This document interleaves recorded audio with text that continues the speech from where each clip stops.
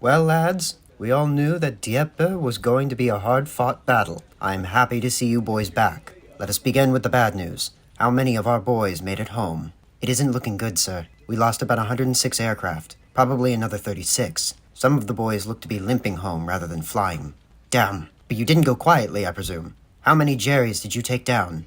100, sir.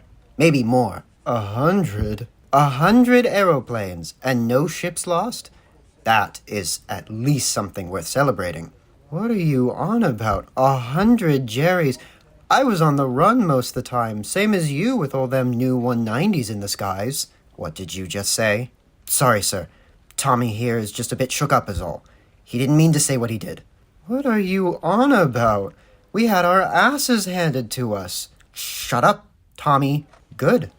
'Cause I could have sworn your lad here just spoke of them who shall not be named. It won't happen again, sir. He was just a bit confused.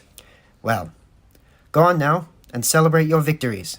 We have a lot more to do tomorrow. Little did the general know that over the skies of Dieppe, brave British airmen did not shoot down 100 enemy planes, but in fact, only about 48. For the Spitfire had been overthrown as master of the skies, and indeed been replaced by a great threat. So today, I would like to talk about just that. This is the history of the Focke-Wulf FW-190.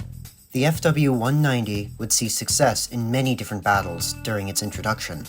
For example, during Operation Cerberus, a joint Kriegsmarine and Luftwaffe redeployment of the Brest Group, consisting of the German battleship Scharnhorst, FW-190 successfully covered the group alongside Me-110s and Messerschmitt Bf-109s, shooting down several British aircraft. Known as the Verger, or Butcher Bird, the FW-190 made its appearance in autumn of 1941, quickly made a name for itself as a formidable fighter. It would be superior to the Messerschmitt Bf-109 in almost every respect. Some of Germany's top aces, like that of Otto Kittel, who would rack up 267 victories, fought in FW-190s. They gave Germany an edge over the Spitfire Mark V from 1941 into mid-1942. As the war progressed, the FW-190 would evolve and take many roles, especially that of ground attack.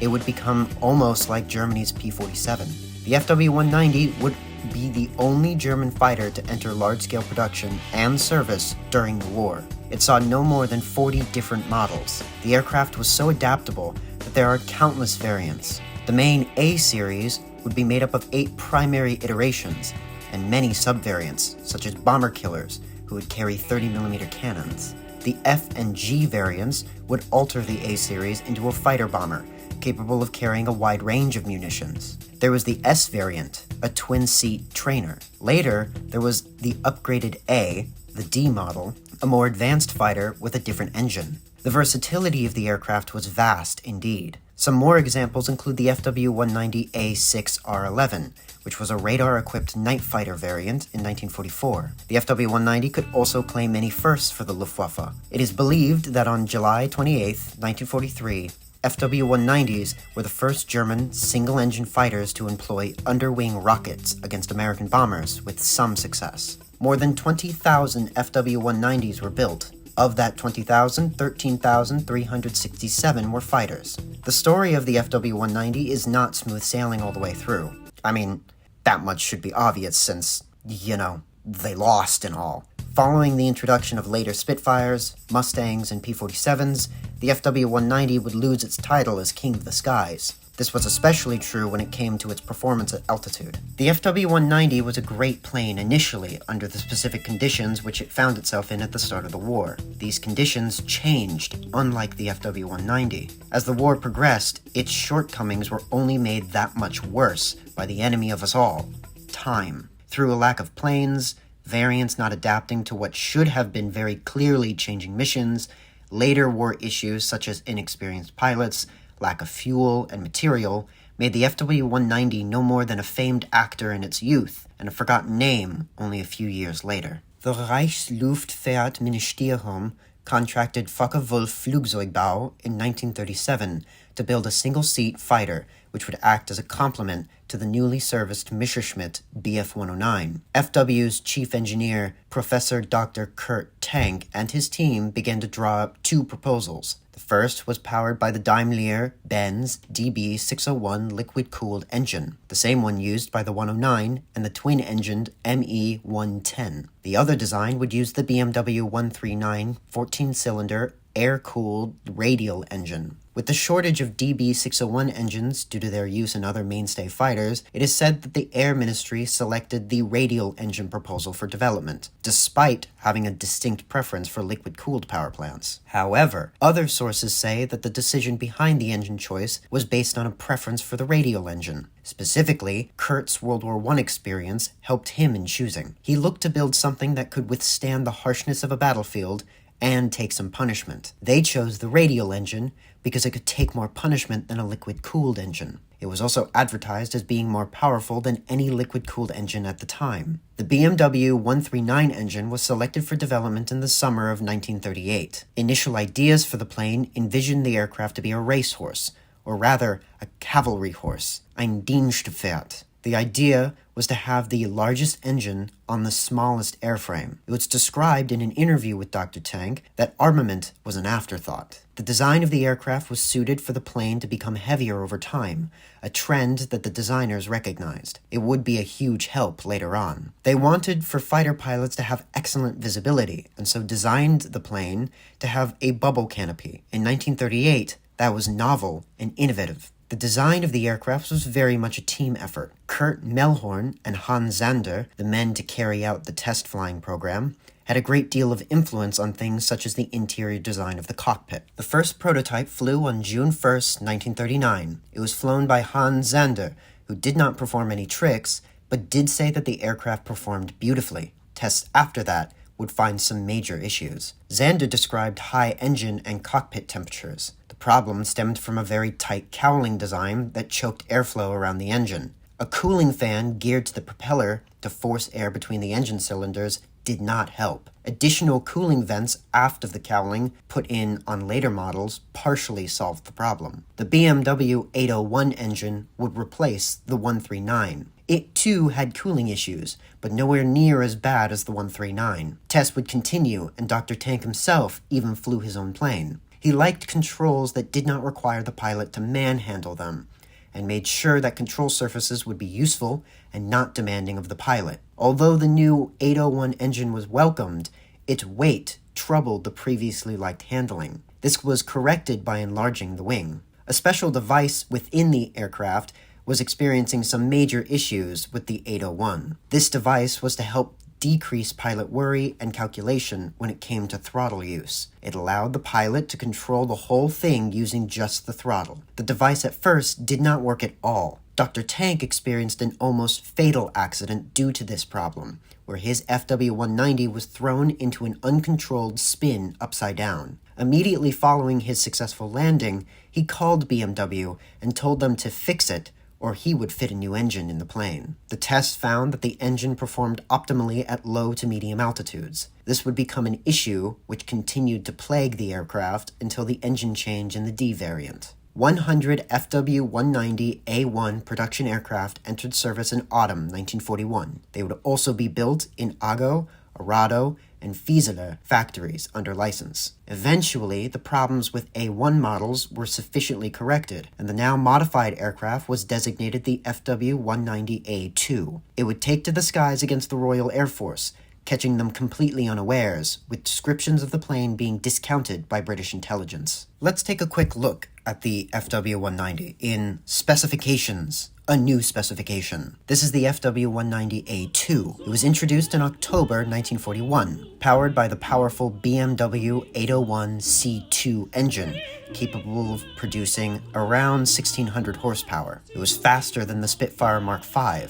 It had a service ceiling of 35,000 feet. It carried two 30-caliber MG-17 machine guns above the engine, and replaced the four MG-17 machine guns found in the wing roots of the A1 model with two, one in each wing, 20mm MG-151-20E cannons. The FW-190 saw action for the first time in September 1941 over the skies of England and the Channel. The FW-190 outclassed the Spitfire Mark V in all aspects except turning radius. Jagdgeschwader JG-2 and JG-26 on the Channel coast of France rearmed with FW-190A3s and began attacks on southern England in June 1942. Skilled pilots of JG-2 and JG-26 gained an average kill ratio of 5-1 early on in the war. This would prove the deadly nature which Germany now brought to the battlefield of the skies. British intelligence first believed that the FW-190 would not be able to go up against the sleek Spitfire Mark V.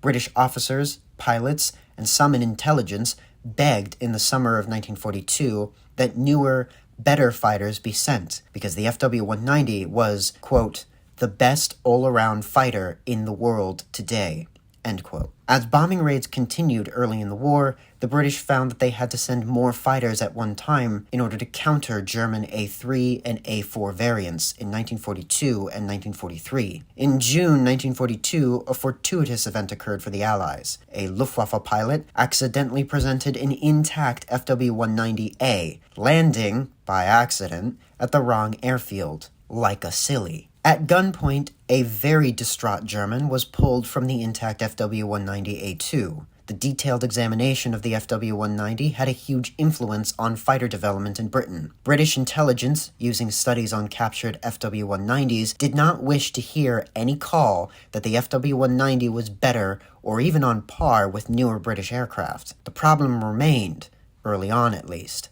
The British did not have as many of those newer Spitfires as the Germans had FW-190s. Let's pause again briefly for specifications.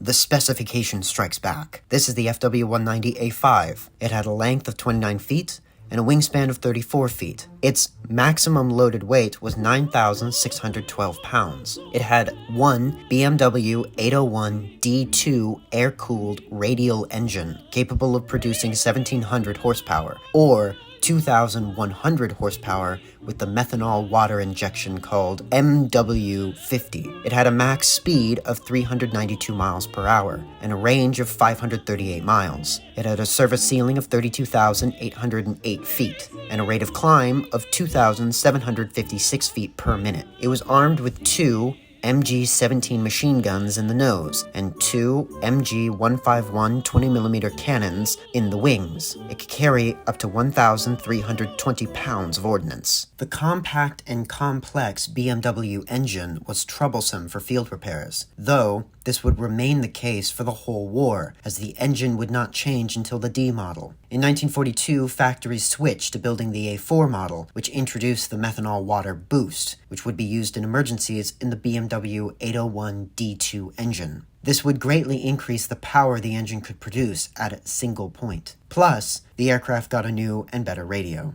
FW-190s would typically work in pairs. The A4 was a match for the British Mark IX Spitfire, but the British were willing to take the casualties if that meant staying on the offensive. By 1943, FW-190s were required elsewhere, and offensives to the west trickled off. There were too few German fighters to keep up with the growing attacks made by Britain and the newly arriving Americans. Dr. Tank moved the engine forward about 6 inches on the next subtype, the A5. This finally solved the cooling problems of the earlier variants. Luftwaffe fighter units flying the FW-190A5 played a principal role in inflicting heavy losses on unescorted U.S. heavy bombers during 1943. The A7 and the A8, the fighter version produced in the greatest numbers, incorporated heavier armament, which proved devastating against Allied bombers, but it also added weight. The FW-190 became more vulnerable to U.S. escort fighters, such as the Republic P-47 Thunderbolt and the North American P-51D Mustang. Though, before that would happen, the FW-190 would be the nightmare of any American bomber crew's dreams. Until the P-51 was introduced in the escort role in 1943 and 1944, FW-190s inflicted heavy losses on bomber formations. Some examples include the following. On a raid in 1942, B-17Es and B-24Ds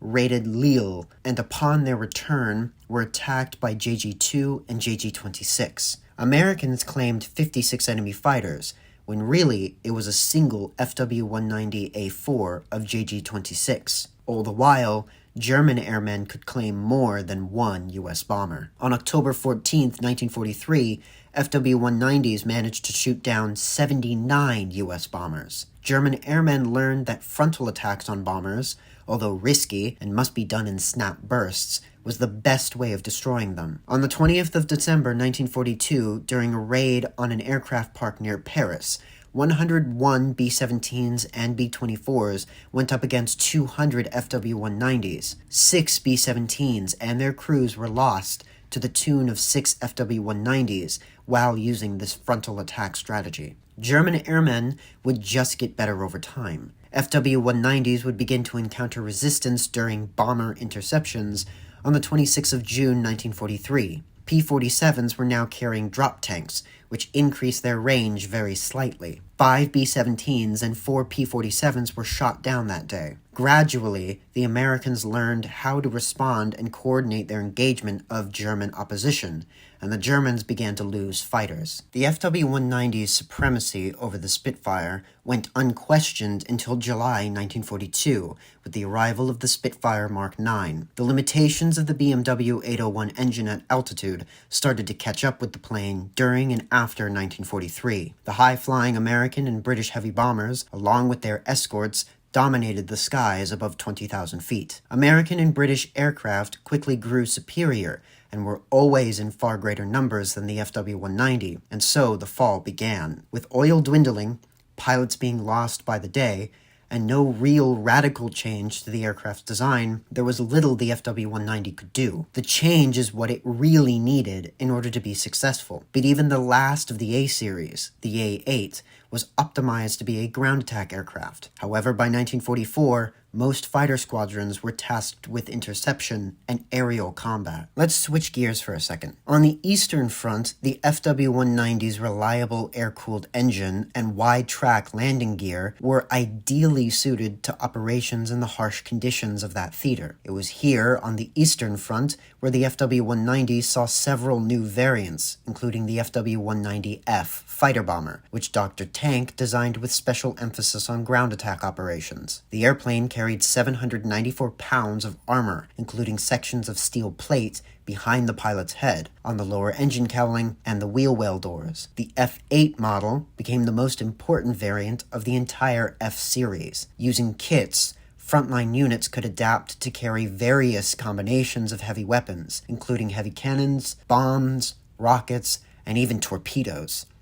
By late autumn 1942, the F variant started production. The famous and recognizable Ju-87 Stuka would remain active in the war, but for the most part, its participation would be heavily shifted over to the FW-190. The FW-190 would be Germany's most important ground attack aircraft during the later stages of the war. Other issues made the FW-190's presence on the front less effective, though. German fighters on the Eastern Front were often far and few between. FW-190 fighter bombers in 1943 and beyond would harass and strike Soviet targets, including armored trains. However, due to their lack of numbers and growing loss of air supremacy, these strikes were not as devastating as the Germans would have hoped. Ultimately, there were never enough FW-190Fs or Gs to radically change the outcome of fighting in the Eastern Front. In 1943, Germany was in desperate need for a fighter with stellar high-altitude performance to compete with their adversaries. As newer Allied fighters entered service, the Luftwaffe struggled to keep pace. They started by trying to develop improved FW-190 models. This had mixed results. The FW-190B and C never progressed beyond the prototype stage, but the FW-190D did pan out. The FW-190D9 was an FW-190A with a different engine and designed to compensate for it. It was intended by its creator to be a stopgap or emergency solution until his newer TA-152 high-altitude fighter could enter service. Due to this intention, he did not have the D-9 produced in numbers initially. It was German High Command that ensured volume production in several factories. The aircraft would be given the nickname Lang-Nasen-Dora. The aircraft would first see combat in September 1944 and arrive in numbers by October 1944. German pilots considered the D-9 to be the best fighter which Germany had built. Despite this fact, several factors prohibited the D-9 from ever reaching this high regard. And for those of you who paid attention in the last video, this is another circumstance where history trumps whatever technological facts may be present. Due to fuel shortages, lack of experienced pilots, and Allied domination of the air, it is hard to say if the D-9 was to be the best German fighter, although it seemed to be capable of sparring with the newer Allied aircraft when in capable hands. By 1944, the air war for Germany was dark. Some of the earliest missions for the D-9 was overhead cover for Me-262 jet fighters returning or leaving from an airbase, as Allied planes would stalk German airbases, waiting to pick off their prey. D-9s were also used just like FW-190As had been for the whole war, ground attack and fighter, but they were still used often to escort other planes. As fuel grew in ever shorter supply, less D-9s would be sent out each mission. Lack of experienced pilots meant that less D-9s were coming back. In the East, D-9s were often tasked with strafing and ground attack missions. The D-9 was certainly better than the A. In dogfights between 10,000 and 24,000 feet, pilot Oskar Walter said that he could turn tighter than the enemy and still hold his speed advantage. Again, not many skilled pilots were left to take advantage of this. Walter would go on to say that they were on the back foot, often having to save their planes by flying them to the next base back. As a quick little side note, I've actually seen a D-9 in person, and it is real weird if you didn't know it existed beforehand. It just looks so eerily similar to an FW-190, but also is just like clearly not an FW-190. It was a very weird experience seeing it. I thought it was a TA-152 at first because it just looked so weird. Plus, as another fun fact, the Smithsonian Air and Space Museum here in the United States has preserved the world's last known surviving TA-152H. So just fun facts, I guess. We have one more thing to cover. In specifications, return of the specifications. We're going to take a quick look at the FW-190D9. It was 33 feet long and had a wingspan of 34 feet. Its loaded weight was 10,660 pounds. It carried one Junkers UMO 213A1 hanging V12 engine. It produced 1,775 horsepower, or 2,240 horsepower with the MW50 injection. It had a top speed of 420 miles per hour and a cruising speed of 280 miles per hour. It had a service ceiling of 40,000 feet and a range of 520 miles. It was armed with two 13mm MG131 machine guns in the nose and two 20mm MG151 cannons in the wings. It could also carry a ordnance load of 1,100 pounds. As Germany grew more and more desperate, FW-190s were used, like other aircraft, in a variety of new weapon ideas. This includes being the mothership for missile weapons. FW-190A8s were used to guide Ju-88G10s, missile Cs, and H-4s, missile Bs, to hit bridges and other targets all around the Reich. These missiles, which used FW-190s, were specifically named Beethovens. Missiles suffered heavy losses because they were slow, odd-looking giants, flying at a time where Germany did not have air superiority. Other ideas, which included the plane, were the near unalive oneself tactic of ramming into American bombers. The FW-190A8R8 was a heavily armored variant designed to be rammed into American bombers. Ramming fighters were heavier and sometimes did not have guns or have much ammo. They were often flown by inexperienced pilots and so could not dogfight well. There are also countless tales of wing commanders becoming irritated at inexperienced pilots because they could not fly in formation. They had to be escorted because they were easy prey for enemy fighters. The FW-190 also saw action during Operation Bodenplatte, a last-ditch effort by Germany to try and gain the air advantage during the Battle of the Bulge. However, their successes during the operation could not make up for their losses, as their losses were far less replaceable than the enemy's. The FW-190 excelled as both a fighter and ground attack aircraft early on during the war, but the German aircraft industry could not build enough of both types simultaneously. By the fall of 1944, Luftwaffe ground attack wings operating the FW-190 could muster little more than pinprick attacks against Allied ground forces, closing in from the east and the west. The Allied bombing campaign on aviation factories also did not help with Germany's air efforts. After an FW-190 plant in Bremen was destroyed, Germany shifted work to Marienburg, where more than 40% of FW-190s were assembled. This installation was also hit. FW-190 assembly had to be moved underground in some cases. By the end of the war, Allied nations were coming across rows and rows of abandoned FW-190 fighters. So why is the aircraft sort of meh? Well, let's quickly go over some things which we touched on already. Okay, I lied. Firstly, let's discuss something that we didn't really talk about. Following the successful uses of medium bombers, such as the Ju-88 and Heinkel HE-111, Germany failed to adapt the medium bomber to be capable of holding its own. Something like the Mosquito. They tried having an aircraft that could fly higher rather than faster through planes like the Ju-86P1, but the almost total lack of accuracy meant that it was a failure. The Germans also failed to use in greater numbers an aircraft capable of significant bomb load and forward-firing abilities. This is your A-20s, your A-26s, your B-25s, etc., etc. Instead, Germany opted to modify the FW-190 to cover for these roles, ground attack role specifically. However, this seriously reduced the plane's maneuverability and speed, key factors that were necessary in planes like this later on in the war. Now we have the biggest issue, a lack of advancement. Like a high school dropout with no plans, the FW-190 never really replaced its engine,